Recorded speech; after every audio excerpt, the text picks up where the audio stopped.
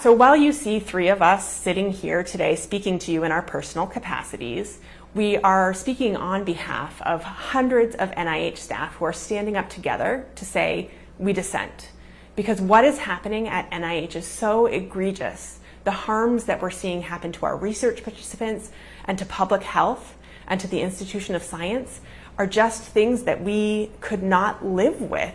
And the NIH that I am working in now is unrecognizable to me. Every day I go into the office and I wonder what ethical boundary I'm going to be asked to violate, what probably illegal action am I going to be asked to take.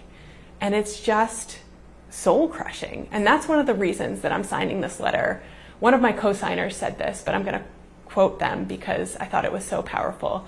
You can get another job, but you cannot get another soul.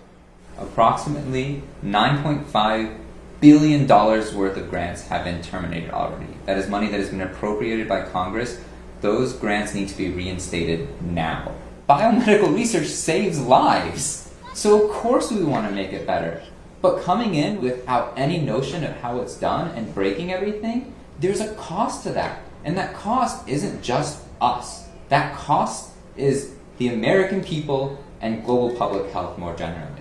When you or a loved one has a condition that is life-threatening, you are always thinking about time. Because everybody's looking for a clinical trial, everybody's looking for a novel therapy when you're in that position when you might die, right? You're looking for that hope, and all of these cuts to NIH are taking hope away from people. And it's particularly frustrating when we're being sold this lie that this is being done in the name of efficiency. Because when we terminate these studies, when they're 50, 60, 70, 80% complete, we aren't saving the $1 or $2 million left at the tail end of the study.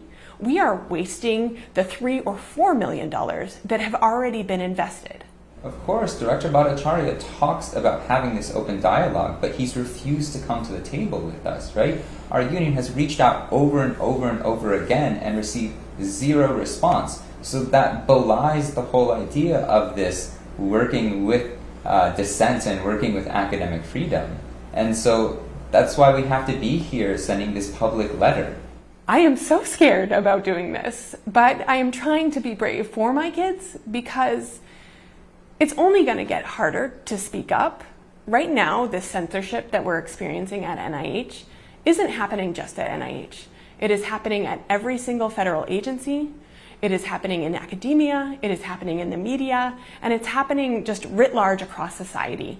And I want my kids, as I'm sure every American wants their kids, to grow up in a place where they can speak freely without risking retaliation from their government.